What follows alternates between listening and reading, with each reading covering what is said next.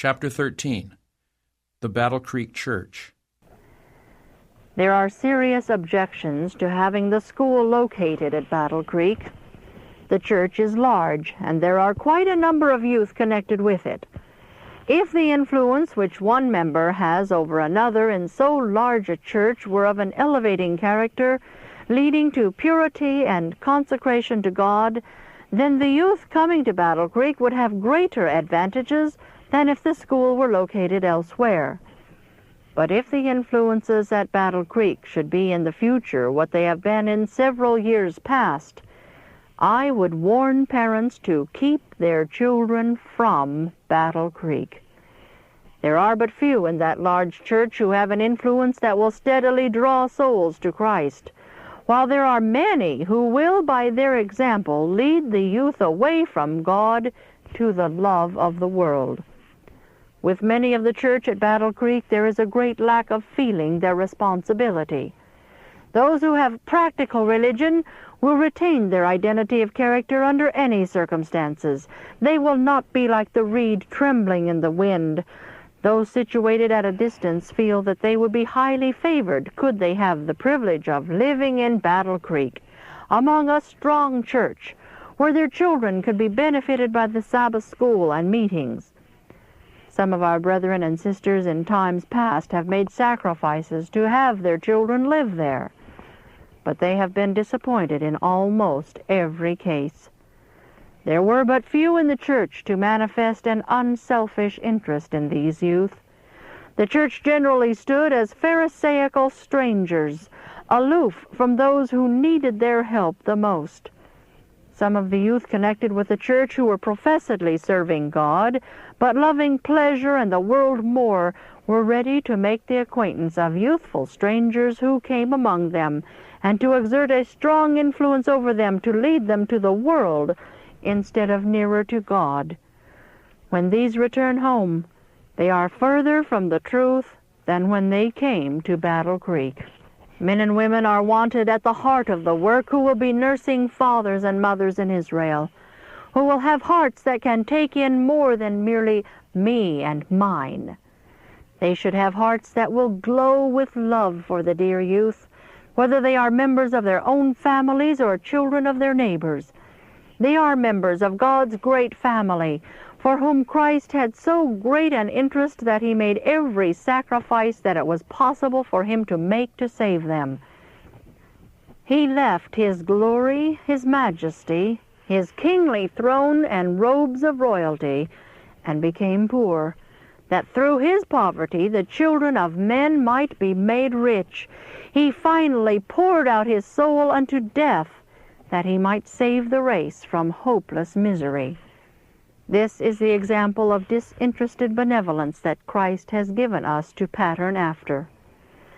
In the special providence of God, many youth, and also those of mature age, have been thrown into the arms of the Battle Creek Church for them to bless with the great light God has given them, and that through their disinterested efforts they might have the precious privilege of bringing them to Christ and to the truth. Christ commissions his angels to minister unto those who are brought under the influence of the truth, to soften their hearts and make them susceptible of the influences of his truth. While God and his angels are doing their work, those who profess to be followers of Christ seem to be coolly indifferent. They do not work in unison with Christ and holy angels. Although they profess to be servants of God, they are serving their own interest and loving their own pleasure, and souls are perishing around them. These souls can truly say, "No man careth for my soul." The church have neglected to improve the privileges and blessings within their reach, and through their neglect of duty have lost golden opportunities of winning souls to Christ. Unbelievers have lived among them for months, and they have made no special efforts to save them. How can the Master regard such servants? The unbelieving would have responded to efforts made in their behalf if the brethren and sisters had lived up to their exalted profession. If they had been seeking an opportunity to work for the interest of their Master, to advance his cause, they would have manifested kindness and love for them.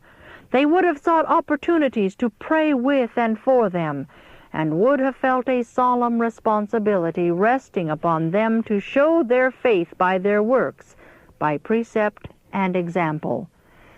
Through their instrumentality, these souls might have been saved to be as stars in the crown of their rejoicing, but in many cases the golden opportunity has passed never to return.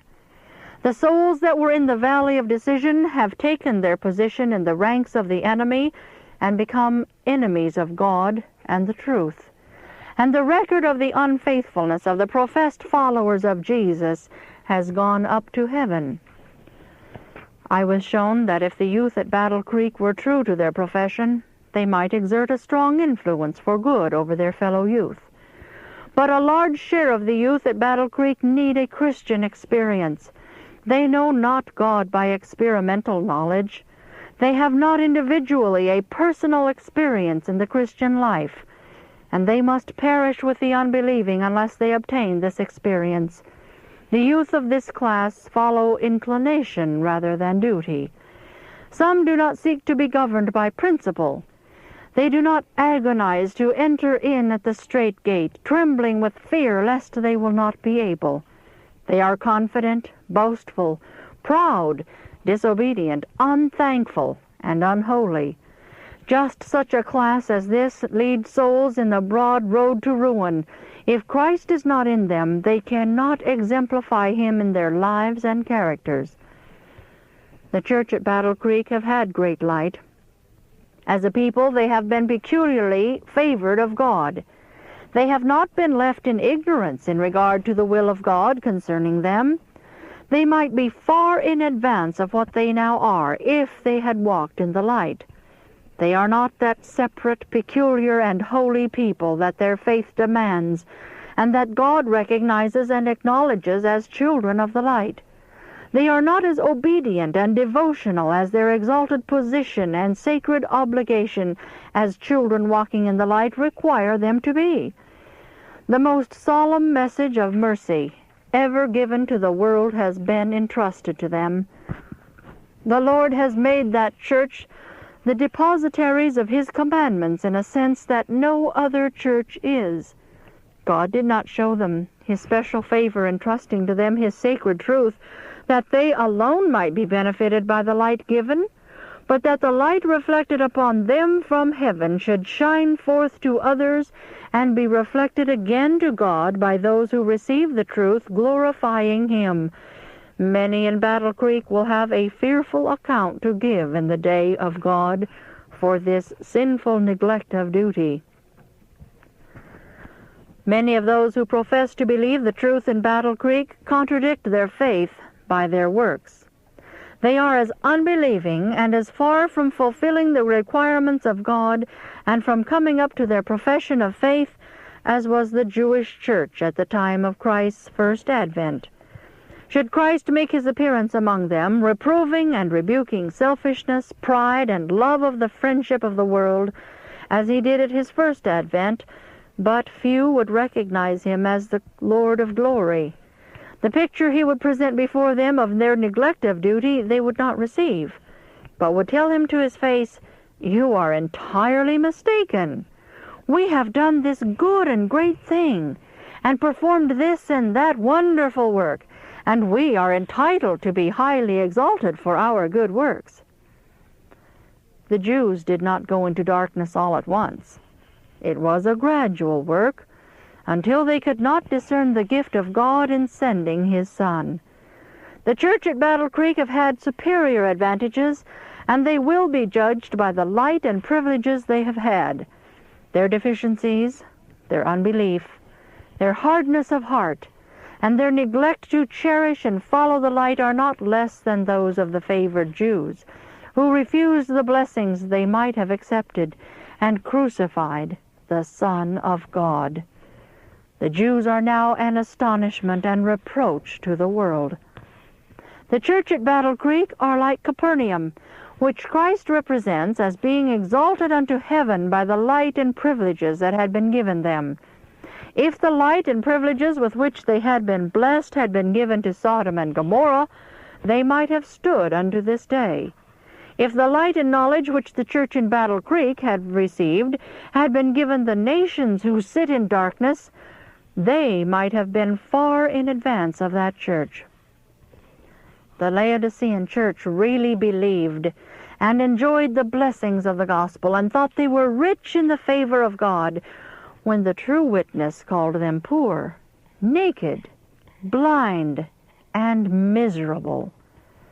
This is the case with the church at Battle Creek, and with a large share of those who profess to be God's commandment-keeping people. The Lord seeth not as man seeth. His thoughts and ways are not as our ways. The words and law of God, written in the soul and exhibited in a consecrated, holy life, have a powerful influence to convict the world. Covetousness, which is idolatry, and envy and love of the world will be rooted from the hearts of those who are obedient to Christ, and it will be their pleasure to deal justly, to love mercy, and to walk humbly before God. Oh, how much is comprised in this, walking humbly before God. The law of God, if written in the heart, will bring the mind and will into subjection to the obedience of Christ. Our faith is peculiar. Many who profess to be living under the sound of the last message of mercy are not separated in their affections from the world.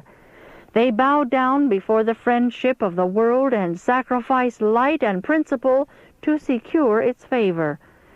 The apostle describes the favored people of God in these words, "But ye are a chosen generation, a royal priesthood, an holy nation, a peculiar people, that ye should show forth the praises of him who hath called you out of the darkness into his marvelous light."